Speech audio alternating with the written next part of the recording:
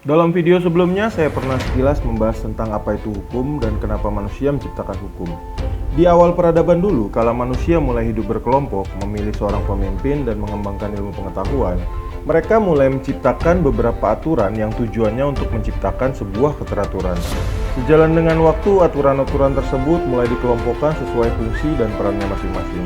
Mungkin supaya lebih mudah dipahami dan diterapkan dalam kehidupan sehari-hari, sekarang kita mau belajar tentang hukum. Sebelum kita masuk lebih dalam, saya mau Anda paham dulu tentang objek dan subjek hukum. Subjek hukum adalah semua pihak yang punya hak dan kewajiban di mata hukum. Dalam hal ini, Anda dan saya, serta semua kelompok yang punya struktur, aturan, dan didaftarkan sesuai ketentuan yang berlaku, dapat dikategorikan sebagai subjek hukum. Kita punya kedudukan, hak, dan kewajiban yang sama di mata hukum. Lalu kalau objek hukum itu apa, Bang? Objek hukum adalah sesuatu yang punya nilai dan dapat mengaitkan kita sebagai sesama subjek hukum. Misalnya Anda membeli sebuah mobil dari dealer Toyota, maka Anda dan dealer tersebut adalah subjek hukum, sementara mobil tadi kita sebut sebagai objek hukum. Ngerti ya? Oke, kita lanjut. Pada prinsipnya, hukum dibagi atas dua fungsi utama, yang mengatur hubungan subjek hukum dengan kekuasaan, atau yang biasa kita sebut dengan hukum pidana, dan yang mengatur hubungan subjek hukum yang satu dengan subjek hukum yang lainnya, atau yang biasa kita sebut dengan hukum perdata. Hukum pidana diatur dalam Kitab Undang-Undang Hukum Pidana, atau yang biasa kita sebut Wetboek van Strafrecht. Kitab itu berisi aturan, unsur, ancaman hukuman, serta keterangan tambahan. Jadi misalnya Anda mencuri uang perusahaan atau bermain judi di muka umum, maka Bapak Ibu polisi hanya perlu menyesuaikan perbuatan Anda dengan apa yang tertulis dalam kitab yang saya jelaskan tadi. Di sana udah ada unsur dan ancaman hukuman yang menanti Anda, sehingga siapapun pelakunya, dimanapun dan kapanpun terjadinya, selama dilakukan di wilayah Indonesia, hukumannya pasti sama. Ya walaupun tetap ada pertimbangan hakim nantinya ya. Sampai di sini udah mulai paham? Oke, kita lanjut ya. Selain kitab yang mengatur hukuman bagi para pelaku kejahatan, ada juga kitab yang mengatur tentang bagaimana si pelaku kejahatan tadi diperlakukan, dari awal mula ditangkap sampai diputus bersalah oleh hakim. Namanya Kitab Undang-Undang Hukum Acara Pidana tentunya. Di sana juga diatur tentang siapa aja penegak hukum itu dan apa aja tugasnya masing-masing. Misalnya Anda tertangkap main judi tadi, dalam Kitab Hukum Acara dijelaskan tentang siapa yang berhak menangkap, menuntut, dan mengadili. Ada juga aturan tentang berapa lama Anda boleh ditahan, siapa aja yang boleh ditunjuk jadi saksi, dan apa aja yang boleh dan nggak boleh dilakukan oleh Bapak Ibu polisi, jaksa, dan hakim. Jadi kalau mereka melanggar, Anda bisa melaporkannya ke pengawas internal, ombudsman, atau menulis surat terbuka, supaya publik dan penguasa tahu kalau Anda diperlakukan tidak benar. Tapi disertai bukti juga ya, karena kan Anda nggak bisa nuduh orang tanpa dasar yang jelas. Hukum pidana yang saya jelaskan tadi belakangan terus berkembang karena adanya kompleksitas dari para pelaku kejahatan, namanya hukum pidana khusus. Fungsinya untuk menjerat mereka yang melakukan kejahatan tapi belum diatur dalam KUHP.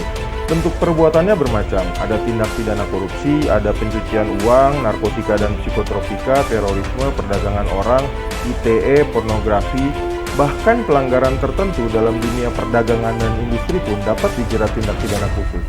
Intinya, hukum terus berevolusi, mengejar perkembangan zaman dan kompleksitas kejahatan, demi menciptakan keteraturan agar Anda yang mau hidup benar, tidak perlu khawatir akan menjadi korban dari mereka yang memiliki niat jahat.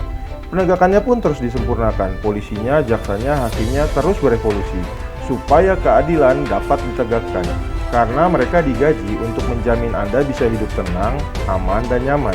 Oke, kita lompat ke sisi yang lainnya ya. Seperti saya jelaskan tadi, selain hukum pidana, ada juga hukum perdata, yang fungsinya mengatur hubungan antara subjek hukum yang satu dengan subjek hukum yang lainnya. Status kependudukan, perkawinan, harta benda, perikatan. Perikatan itu kesepakatan antara dua pihak atau lebih untuk melakukan sesuatu ya, yang dituangkan dalam perjanjian tertulis tentunya. Semua itu diatur dalam sebuah kitab yang namanya KUH Perdata, atau biasa kita sebut dengan istilah bergelik Wetboek. Ketentuan tentang penyimpangannya pun diatur. Cuma bedanya di sini orang nggak akan dipenjara cuma karena melanggar ketentuan tadi. Sanksinya dapat berupa ganti rugi atau pencabutan hak.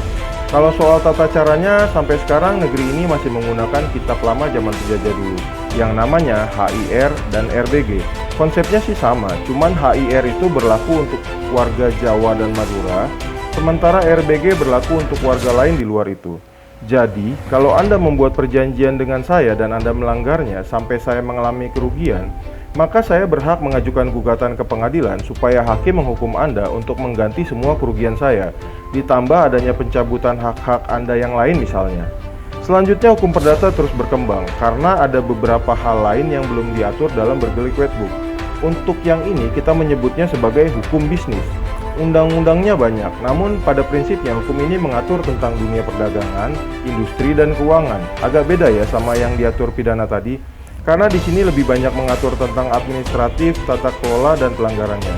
Sanksinya pun lebih berupa pencabutan izin, hak, atau penutupan usaha. Tetap nggak ada hukuman penjara di sini. Kalau mau bahas penjara ya di pidana tadi. Oke, sementara itu dulu ya. Sekarang kita masuk dalam kesimpulan. Seberapa detil pun hukum mengatur perbuatan Anda, akan selalu ada penyimpangan yang muncul karena adanya niat jahat. Penegak hukumnya pun masih manusia biasa yang kadang silau sama harta dan jabatan. Jadi selama tidak ada niat baik dalam diri Anda, maka keadilan hanya akan menjadi mimpi. Kenali hukum, jauhi hukuman. Saya si Batak dari Pulau Jawa, sampai jumpa pada video selanjutnya.